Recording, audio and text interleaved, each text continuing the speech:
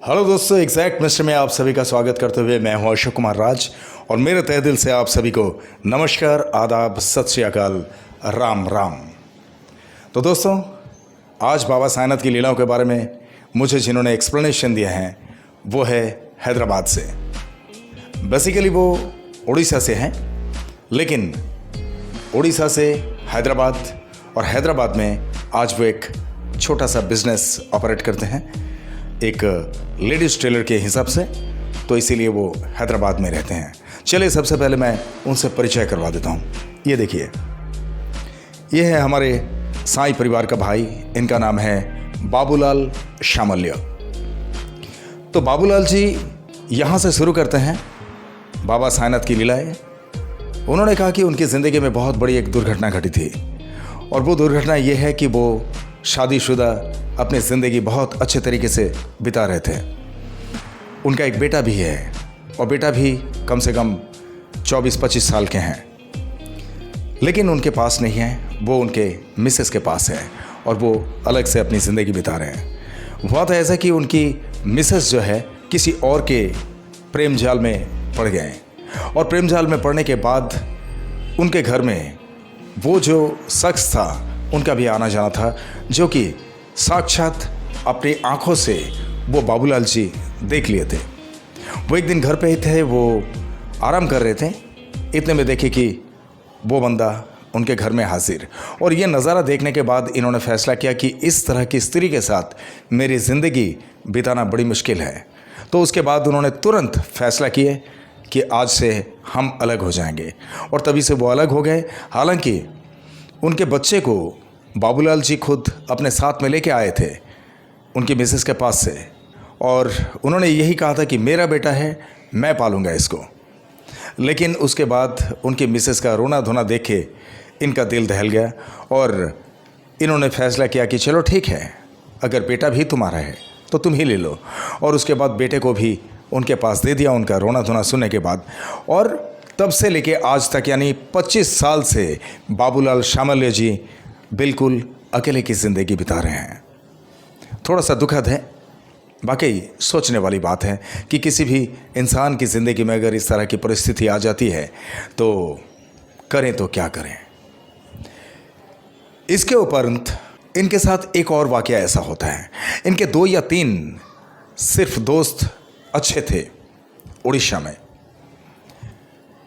अब ऐसा हुआ कि एक दोस्त की बेटी की शादी में इन्हें इनवाइट किए थे और उस दिन इन्हें हैदराबाद के लिए रवाना होना था।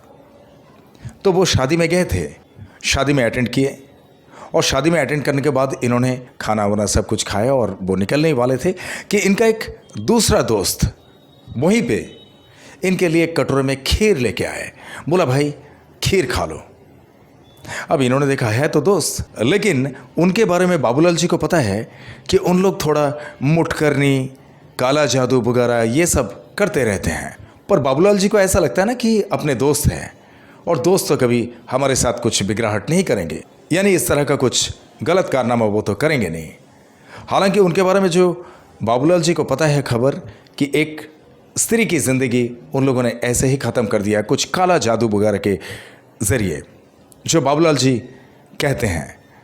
हालांकि इसका कोई एविडेंस तो होता नहीं है, लोगों को कुछ पता ही नहीं चलता है, ना ही कानून को कुछ पता चलता है। और यहाँ पे बाबूलाल जी को जो खीर ला के दिए थे उनके दोस्त ने, तो वो खीर खा के तुरंत, यानी 5 मिनट के अंदर अंदर वो रवाना हो गए हैदराबाद के लिए। लेकिन हैदराबाद पहुँचने के बाद इनके साथ में एक ट्विस्ट यहाँ पे होता है। इन्होंने कहा कि मेरे पूरे मुंह में ऐसा लगता है कि पिंपल्स निकल आया है, और वो बहुत दर्दनाक था इनके लिए। इनको बहुत असहनीय दर्द हो रहा था, इनको कुछ पता ही नहीं चल रहा था कि ऐसा क्यों हुआ। फिर बाद में इनको पता चला, ओहो, उनके हाथ से वो खीर लाया और वो खीर मुझे खिलाया, इसी वजह से इस तरह से परेशानी हो रही है मुझे, क्योंकि वो सारी बातें पुरानी उनको याद आ गई। अब इन्होंने क्या किया, इनके पास कुछ और रास्ता तो है नहीं। हालांकि बाबा साईनाथ के भक्ति में वो 15 साल से हैं, लेकिन ये वाकया के बाद उनको बाबा साईनाथ का एक मंदिर वहाँ पे दिखाई दिए और उस मंदिर में गए, मंदिर में जाके वहाँ से भभूति लेके आए और भभूति का प्रयोग वो करने लगे। और जब से वो भभूति का प्रयोग करने लगे तब से मानो कि 1 या 2 दिन के अंदर पूरा मुंह से वो सारे पिंपल्स गायब। लेकिन एक पिंपल अभी भी उनको तकलीफ देता है। वो कैसे? बाबूलाल जी यहाँ पे बताते हैं कि दिन में 12 बजते ही उनको नींद सी आती है और नींद के साथ साथ में एक असहनीय दर्द उस जगह पे जो एक पिंपल बचा हुआ है उनके मुंह में, तो वहाँ पे दर्द शुरू हो जाता है और नींद आना शुरू हो जाता है। हालांकि बाबा की भभूति का प्रयोग वो हमेशा के लिए करते रहते हैं। बाबा के भभूति पे उन्हें इतना यकीन है और वो मंदिर में लगातार जाते रहते हैं। उस मंदिर की मैं फ़ोटो दिखा देता हूँ। बाबा की मूर्त बहुत खूबसूरत सी लगी हुई है जो बाबूलाल जी ने मुझसे साझा की है। ये देखिए, ये वही मंदिर में लगी हुई बाबा की मूर्त की फ़ोटो जहाँ पर बाबूलाल जी हमेशा आना जाना करते रहते हैं और वहाँ से बाबा की भभूति भी लेकर आते हैं वो। तो इन्होंने डॉक्टर के पास भी गए थे और डॉक्टर के पास जाने के बाद डॉक्टर ने कहा कि ये हो सकता है कि कैंसर का नमूना है। लेकिन बाबूलाल जी भड़क गए। बाबूलाल जी बोले, ना तो मैं पान खाता हूँ, ना गुटखा खाता हूँ, ना सिगरेट पीता हूँ, ना दारू पीता हूँ, मुझे कैंसर कैसे हो सकता है? तो इस बातों से डॉक्टर के साथ थोड़ी सी कहासुनी इनकी हो गई थी। लेकिन ऐसा कैंसर वगैरह का कोई नमूना तो इनमें है ही नहीं। हालांकि वो बाबा की भभूति से बहुत ही चंगा है और इसी के साथ साथ में एक खुद का प्रयोग वो खुद ही करते हैं। इनके दुकान में, जो लेडीज टेलरिंग की वो दुकान चलाते हैं, उसी दुकान में एक बहुत बड़ी सी मूर्त बाबा की उन्होंने रख दी है और उस मूर्त के सामने कुछ लौंग वो हमेशा रखते हैं। और जब भी उन्हें दोपहर को उस पिंपल में दर्द शुरू होता है और उन्हें झपकी आती है तो एक लौंग वहाँ से उठाकर बाबा के नाम से वो मुंह में रख लेते हैं। तब उनका वो दर्द भी गायब हो जाता है और उनकी नींद भी गायब हो जाती है। भक्ति इनमें बहुत है बाबा साईनाथ के प्रति, इसीलिए बाबा साईनाथ हमेशा हर पल इन्हें सेव करते रहते हैं। और बाबूलाल जी ये भी कहते हैं कि अब कभी भी अगर वो उड़ीसा में जाते हैं और वहाँ पे वो दोस्त लोगों से मिलते हैं तो वहाँ उस दोस्त से भी मुलाकात होती है जिस दोस्त ने उन्हें खीर खिलाए थे।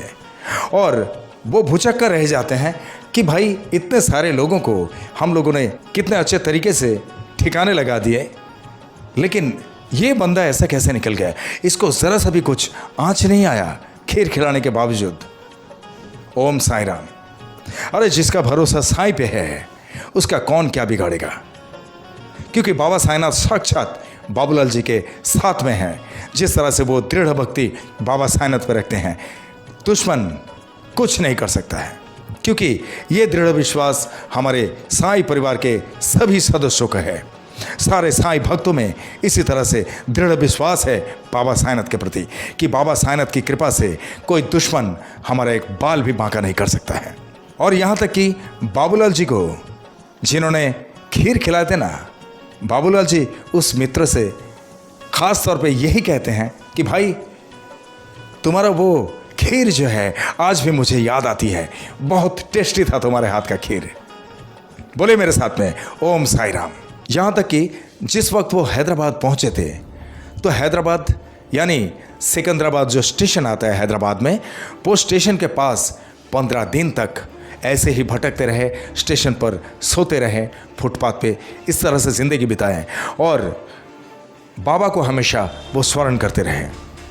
तो हुआ ऐसा कि वहाँ पे एक स्त्री से उनकी मुलाकात हुई और उस स्त्री से वो कहने लगे कि मैडम मुझे काम चाहिए था, कुछ काम दिला दीजिए ना, कुछ भी काम हो मेरे ज़रिए मैं करने को तैयार हूँ, बस मुझे रहने का बंदोबस्त हो जाए और 2 वक्त का खाना।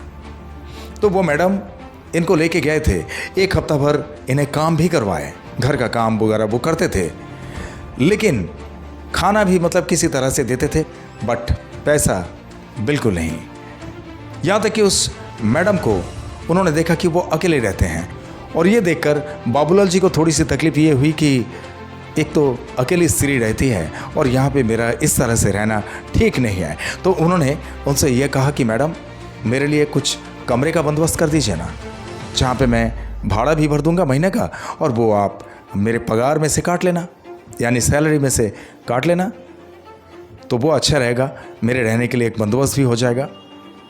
तो उन्होंने कहा कि ठीक है, ऊपर एक रूम है लेकिन 1000 रुपया भाड़ा है उसका हर महीने का।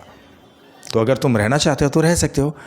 तो इन्होंने बाबा साईनाथ को बहुत धन्यवाद किया कि बाबा तुम्हारे कृपा से रहने का बंदोबस्त तो हो गया, अब काम की जुगाड़ मैं लगा ही लूँगा किसी तरह से।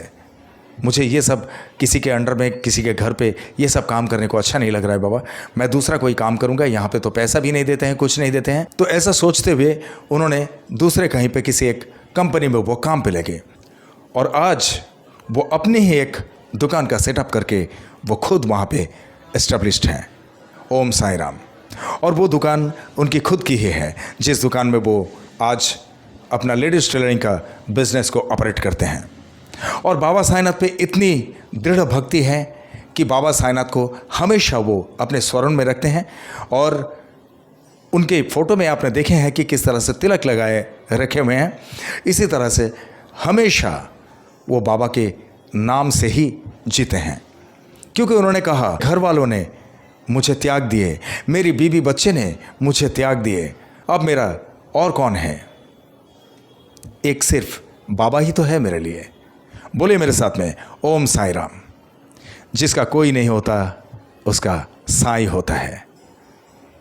तो दोस्तों ये थी आज की साई लीला। है छोटी सी लेकिन बड़ी खूबसूरत है, थोड़ा सा दुखद भी है, पर आप लोगों को कैसा लगा ये कमेंट बॉक्स में ज़रूर बताना। और हमारे ये बाबूलाल भैया के लिए बाबा साईनाथ से ज़रूर प्रार्थना करना कि बाबा साईनाथ इन्हें हमेशा खुशहाल रखें और इन्हें कोई तकलीफ़ घेर ना सके। और जितनी भक्ति इनकी दृढ़ता के साथ में बाबा साईनाथ के चरणों में है, इसी तरह से हमेशा बाबा साईनाथ के प्रति इनकी भक्ति रहे, इनके भक्ति में कभी डगमगाहट ना आए। और दोस्तों आप लोग जो भी मुझसे प्रभावित है, जो भी मुझसे प्यार करते हैं, आप लोग मेरे इस चैनल का ज्वाइन बटन को ज़रूर दबा देना। अगर ज्वाइन बटन दबाने में कोई दिक्कत होती है तो थैंक्स बटन ज़रूर दबा देना। और इसी तरह से आप लोगों से अगर मुझे कोऑपरेशन मिलते रहे तो मैं आगे के लिए और भी बेहतरीन से बेहतरीन वीडियोज़ को आपके सामने मैं परोस सकता हूँ। और जिस तरह से आप लोग मुझे प्यार देते आए हैं, इसी तरह से हमेशा आप लोग के प्यार की ज़रूरत है। आप लोग कभी भी अपने प्यार में कोई कमी मत करना। आप लोग का प्यार मेरे लिए सिर्फ प्यार नहीं, आप लोग का प्यार मेरे लिए आशीर्वाद है। आप लोग का प्यार और मेरे साईं की कृपा अगर मेरे साथ में हो तो I can do a lot of things. इसीलिए आप लोगों के दिल में एक छोटी सी जगह मेरे लिए ज़रूर रखना, जहाँ पर अशोक कुमार राज वो एग्जैक्ट मिस्ट्री रह सके हमेशा के लिए। और आप लोग जो भी मेरे इस चैनल में नए हैं, आप लोग मेरे इस चैनल को लाइक करें, शेयर करें, सब्सक्राइब करें एंड बेल आइकन को ज़रूर दबा दें, ताकि मेरे एग्जैक्ट मिस्ट्री चैनल का हर एक वीडियो का नोटिफिकेशन आप लोगों तक सबसे पहले पहुंचे। और चलते चलते मैं इतना ही कहूँगा दोस्तों, बहुत ख्याल रखिए अपना। और जिस तरह से आप लोग बाबा साईनाथ पे भक्ति रखते हैं, इसी तरह से बाबा साईनाथ हमेशा आप सब पर अपनी कृपा दृष्टि रखे, हमेशा आप सब पर अपनी कृपा बरसाते रहें। ये मेरे तहे दिल से आप सबके लिए शुभकामनाएं। और जिस तरह से इत्मीनान से आप लोगों ने ये वीडियो देखे हैं, जिस तरह से अपना कीमती वक्त देकर ये वीडियो देखे हैं, इसके लिए आप सभी को मेरे तहे दिल से बहुत बहुत धन्यवाद के साथ में ओम साई राम।